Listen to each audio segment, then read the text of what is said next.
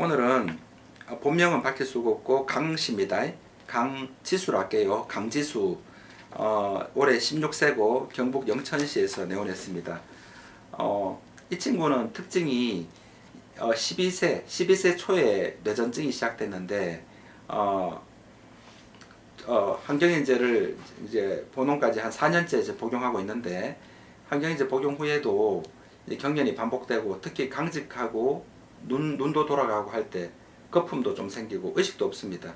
한 3분에서 5분 내외수로 했다 하고, 요즘은 소리도 지르면서 막 쓰러진답니다. 그리고 멀미도 조금 하고, 특징적인 거는 어지러움증이 굉장히 심하다는 거예요. 어지럼증과 두통, 그 다음 생리통도 굉장히 많고, 그래서 진통제도 먹게 되고, 비염 있을 때나 눈 가려울 때는 또 항히스타민제를 또 쓰게 되고, 이런 총체적인 문제가 있었습니다. 근데 이 친구는 이미 항경인제를 4년 이상 복용했기 때문에, 복용하고 처음에 이제 얼굴 표정을 보니까 얼굴에 표정이 없는 거예요. 표정이 없고 눈빛도 없는 거예요.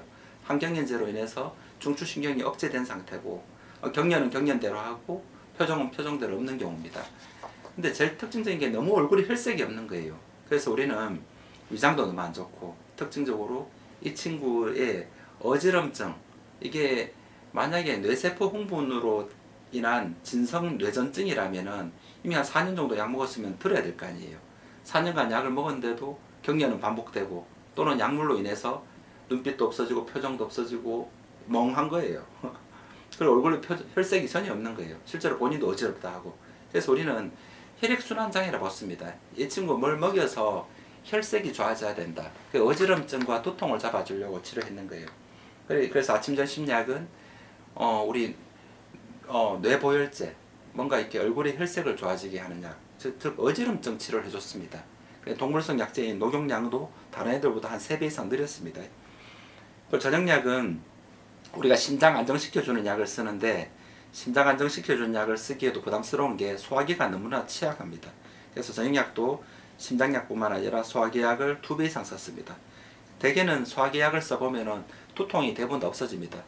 그래서 우리가 발달장애나 경련이 있는 아이들의 두통은 거의 많이 소화불량, 거의 70~80% 이상은 소화불량이 원인이었습니다. 경험적으로 경련을 하고 나서 두통이 있거나, 경련하기 전에 두통이 있거나, 머리가 뜨거워지거나 이런 게 있으면 거의 다 소화불량이 많았습니다. 그래서 저녁약은 심장약 반, 소화기약 반 이렇게 처방을 썼어요. 근데 재밌는 게 첫 달부터 어지럼증이 덜하다 했습니다. 첫 달부터. 그리고 지금 굉장히 좀 빠른 시기인데, 우리가 보통 1년, 2년 정도 지나면 우리 치료 사례를 이야기하는데, 이 친구 너무나 드라마틱하게 6개월밖에 안 다녔는데 지금 경련은 전혀 안 하고 있습니다. 경련은 전혀 안 하고 있고, 그 다음에 어지럼증도 제일 우리가 아침 점심약으로 쓰는 어지럼증도 전혀 없답니다. 어지럼증도. 생리통도 전혀 없고, 비염약도 따로 처방을 해줬습니다. 우리가 항히스타민제나 우리 항생제를 복용하면은 또다시 이렇게 소화불량이나 면역자 또는 입마름이 생기기 때문에 가능하면 덜 먹도록 조언을 해주고 있고, 비염이 있을 때는 반드시 우리 본원에 전화해서 비염 처방을 써주는데, 여기서 비염 처방이란 건 항히스타민제가 아니고 면역 증강해주는 약, 기운 내는 약이 반 들어있고, 생강이나 박하처럼 땀나게 하는 약들, 뭔가 항원을 땀으로 내보내는 약을 반 써줍니다. 그래서 우리 가령 피곤해서 이렇게 코 안이 부었다면은 우리가 이제 면역 증강하는 약, 기운 내는 약이 반이 들어있으니까 비염약을 먹고 나면 기운이 나니까 부은 게 빨리 낫습니다. 이렇게 한번 나오면은 우리 화학약품을 먹어야 되겠다는 생각을 하지 않게 됩니다. 특히 이제 우리 7세 이하 또는 4세, 5세 아이들이 비염일 때 항히스타민제나 기침할 때 진액어담제 복용에, 어른들은 이렇게 졸리는 거, 심하게 졸리는 것밖에 없는데 애들은 확 처질 수 있습니다. 처지는 과정에서 경련이 유발되기 때문에 감기랑 경련은 아주 깊은 연관이 있습니다. 그래서 경련을 치료하는 우리 이 영상을 보시는 우리 전문가 한의사분들이 있다면은 경련 치료를 할 때는 감기 치료를 반드시 병행해야 된다. 가능하면 화학약품을 줄여야 된다. 이 말씀을 해주고 싶습니다. 굉장히 이 친구는 굉장히 신기했는 게 6개월 정도 복용하고 나서 제일 큰 변화는, 물론 어지럼증도 없어졌지만 얼굴 표정이 굉장히 정성화됐습니다. 얼굴 표정이, 눈빛도 생기고 혈색도 돌아오고 말하는 것도 굉장히 좋아졌습니다. 어머님이 만족감이 굉장히 대단해요. 물론 경련도 안 하는 거예요. 그래서 지난 4년간 뇌전증, 뇌세포 흥분으로 경련이란 결과가 되었다라는 가설로 4년간 중추신경, 뇌세포, 중추신경 억제하는 물질을 먹었음에도 경련이 안 났기 때문에 오히려 혈액순환, 혈색이 좋아지는 뇌로 피가게 하는 약을 복용하고 어지럼증도 없어지고 두통도 없어지고 그럼 경련도 없어졌습니다. 그럼 이 병은 뇌전증일까요? 아닐까요? 그래서 우리 이 병은 뇌전증이 아니라고 봅니다. 우리 단순 심장에서 뇌로 혈액순환 안 되는 그런 상태로 봅니다. 원인이 뇌가 아니라 심장으로 보는 거예요. 심장. 그래서 심장이 좋아져서 뇌로 혈류 공급이 좋아졌습니다.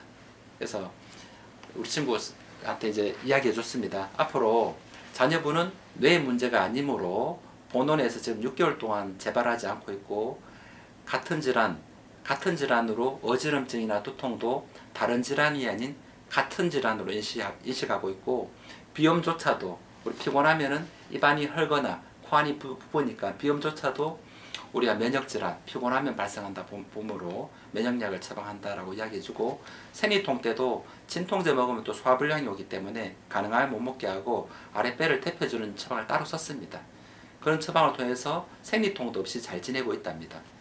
그래서 엄마가 하는 말이 처음부터 왔더라면은 우리 아이가 이렇게 고생하지 않을 건데 이런 말을 하시길래 큰 보람으로 생각하고 있습니다. 그래서 4년 이상 항경인제 복용으로도 낫지 않는 이렇게 16세 청소년들도 이 어지럼증과 두통과 경련이 별개 질환이 아니고 함께 좋아질 수 있고 항경련제로 인해서 얼굴 표정이 없어지거나 언어가 없어지거나 또는 눈빛이 없어지는 아동들도 소아청소년들도 이 친구처럼 6개월 내에 좋아질 수 있다라는 말씀을 하고 싶습니다. 그래서 본원에도 25년째 하고 있는데 그동안 수많은 시행착오를 했었고 이제 20년 전에 제가 5년 10년 차 이렇게 임상이 적을 때는 낫는 애들도 있고 반은 낫고 반은 안 낫고 그랬습니다. 그럼 지금은 처음에 내원하는 아동들은 또는 소아청소년들은 거의 90% 이상 지금 치료가 되고 있어요. 그 말은 뇌의 문제가 아니라 우리 혈액순환의 문제가 굉장히 많다라는 증거이기도 합니다. 근데 문제는 이제 장기간 항경인제를 썼던 아동들이 문제입니다. 그런 경우에는 우리가 약을 써도 경련이 안 잡히는 애들이 굉장히 많습니다. 그런 경우에는 본원에서 한 6, 7개월 정도만 치료를 해보면은 이 친구가 이 병원에서 나을 수 있는지 나을 수 없는지를 확인할 수 있습니다. 만성적으로 수년간 반복되는 뇌전증도 지금 본원에서는 다행스럽게 70% 이상 잡고 있습니다. 그래서 지금은 이 친구가 나을 수 있는지 안 나을 수 있는지 우리 짧은 기간 동안 알 수 있다는 말씀을 또 드립니다.